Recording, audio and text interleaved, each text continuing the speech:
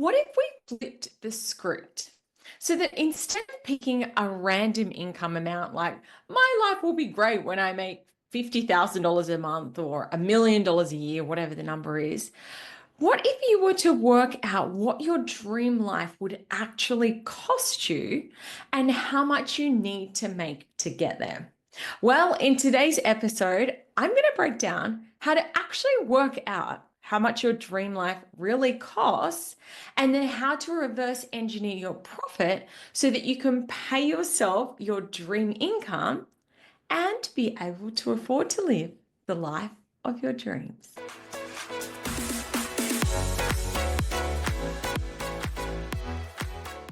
Here's the thing. Most business owners get it all wrong when it comes to making more money. They pick an arbitrary number and decide that that's how many sales they need to make. So what we're going to do today, let's mix that all up and come up with a new way that you can actually say, what is my dream life going to cost? And how much does my business need to be earning to get me there? All right, let's start with the destination. I'm guessing that you have a vision board that is like an idea about what you want your life to look like.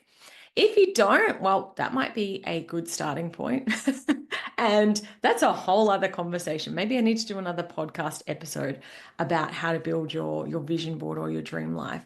But that's a great place to start is where do I want to go? And regardless of whether you do or don't have one, the first thing that you need to do is actually price up your dream life. Something I do with my husband every month is that we review our household expenses. We sit down, we objectively review how much our current life costs. And I'm hoping that this is something that you do as well. If not, this episode might be a great starting point. So here's what I want you to do. Go through and work out what you currently spend per month. It's always good to look at it over a longer period of time, like maybe over 12 months, have a look month by month by month.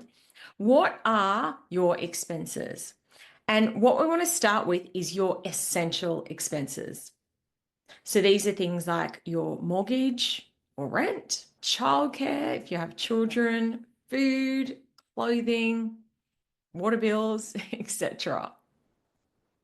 That then gives you a baseline for, okay, this is what the essentials are of life currently, or my current life costs me this. And I think it's also important to build in your financial security. So if there's other things that you have, other bills that you have, such as your superannuation, putting aside savings, insurances, etc. You want to make sure that you've got that in there. Now, once you've got those base costs down pat, this is where you start to have some fun. And this is where you map out your dream life premium. So first of all, I want you to just write down all of the things. Don't worry about the dollars at this point in time, just write them down. So you might already have some of your dream life components in there. For example, you might already have a cleaner. You're like, that's part of my dream life. But actually go through and think, what else would be part of my dream life? So you might say, okay, yes, I've got a cleaner at the moment, but I'd also love to have a gardener. Maybe you don't have a pet, but you'd love to have a pet. So what would your bills be for having a pet? Maybe you currently spend money on clothes and shoes and things like that, but you'd like to spend even more. So have a look at what you currently spend and then say, do you know what? If I was living my dream life, I'd actually be spending double that on clothes. So you might say extra wardrobe expenses. You might have beauty expenses, travel. You might want to, I don't know, renovate your house or build a completely new house. You might want to have another investment property. Write down all of those things that when you sit there and really think about this dream amazing life, what would your regular expenses look like? Now, once you've got the list written out, this is where I actually want you to go and do a bit of homework. I want you to go and price these things up. This is always interesting because sometimes things actually don't cost as much as we think. Maybe you've thought, I want to go and get regular facials, but you've always just thought, oh, that's ridiculous. It's something I could never afford. And when you go and price it up, you realize, actually, do you know what? I could even do that right now. Or maybe there are some things that when you price it up, you're like, whoa, okay, that's going to require a bit of an income step up for me. I didn't realize that that's how much it costs to, I don't know, have all designer labeled clothes in my wardrobe. Or if I want to go to Europe twice a year, I had no idea that it was going to cost me that much when I've actually gone and looked at flights, accommodation, food, all of the things. I'm going to need to build that into my premium life income. So now what you should have, once you've gone through and put all of the costs for all of those things, you should now have an annual cost of what your dream life will cost you.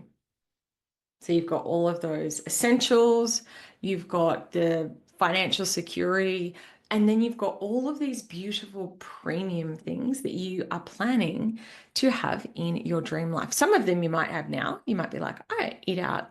I eat Uber Eats a couple of times a week already. But you might be like, I want to eat Uber Eats every single night of my life. In my dream life, I never cook. I just eat Uber Eats. I don't know what feels right for you. But when you add it all together, you should then have an annual cost of what your dream life will cost you. How exciting. So you'll have your target. You're like, wow, okay, my dream life costs me this much per year. Now, this is not where the process ends. This is actually where the rubber hits the road because that dollar amount is your after tax number that you need to make. After tax and after your business expenses.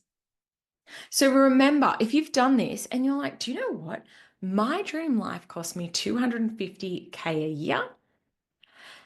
You need to earn a hell of a lot more than $250K in sales. You can't just go 250 there, 250 there. Great. If I make 250 grand a year, I can live my dream life. Unfortunately, it doesn't work like that because as we know, our business costs money to run. And you also have to pay tax. So the first thing you're going to do once you've got that dream life number, what I'm going to do, I'm going to refer to it as 250K for the purposes of continuity in the podcast. So that 250, you then need to reverse engineer it for tax. So if I'm to gross that up, if I'm to say, okay, if that's the amount after tax, what would my profit need to be before tax? Now, I would really suggest that you do this with your accountant because there's going to be complexities. If you are a director, you're likely paying yourself an income through the business.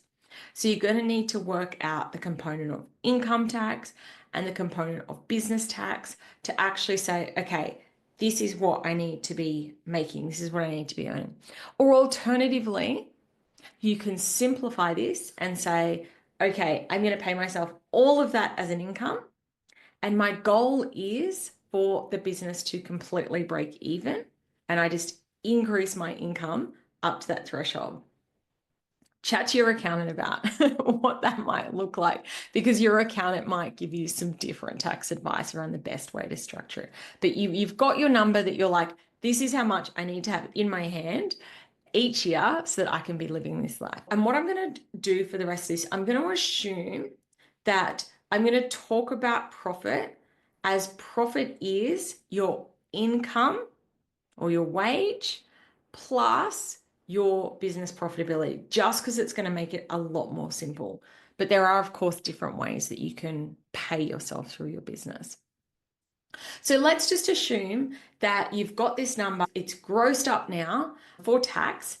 This is now becomes your net profit before tax.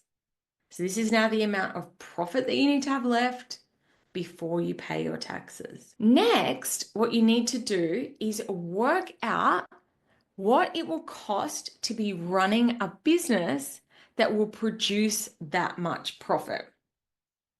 So when you objectively, this is one of the things I love to do when I do budgeting with my clients. If you were to sit and say, okay, that's how much profit I want to make. If it's a big step up from where you're at, or even a small step up, it's likely you're going to need to make more investments to increase your income, to increase your sales. Because you'll probably need to hire extra team members. You might need to invest in tech, hire a coach. There might be additional things that you need to spend money on to actually hit that profit goal.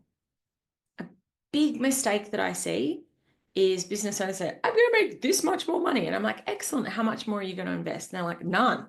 Now, sometimes you could earn more money without making more investments, but a lot of times it's going to need to be some things that you're going to need to streamline or investments that you need to make to get there. So once you've determined what these costs look like, again, you're going to go and price it up. Rather than say, I need Facebook ads to make more money.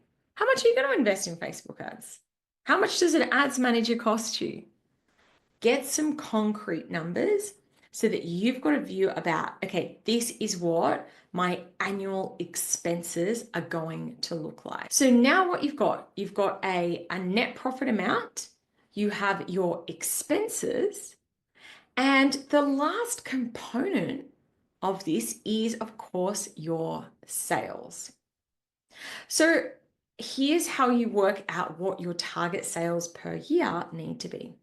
You want to take your net profit before tax and you want to add the expenses, add those business expenses that we just spoke about. And this will then give you what your target sales are. Because to come back to basics, sales minus expenses equals profit. So when you've got your profit, you add the expenses, you've then got your sales targets.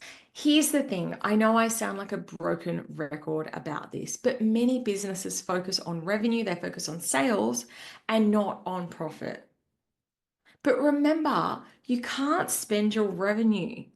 You can only spend your profit. So hopefully what you've done through this exercise is that you've grossed up to figure, okay, now I've got a really clear income goal. It's not some random arbitrary amount. This is exactly how much I need to be earning. You should be super clear about exactly what you want to create. And now you know how to get there. And rather than just hoping this income will miraculously reach this level, you can now create a deliberate path to get there.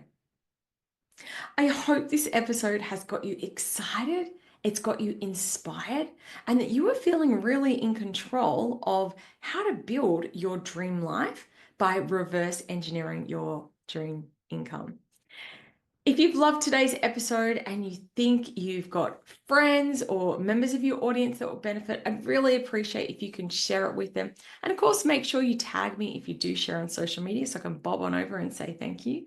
Once again, thanks so much for listening to the Clarewood podcast, and I look forward to chatting to you again next week. Adios.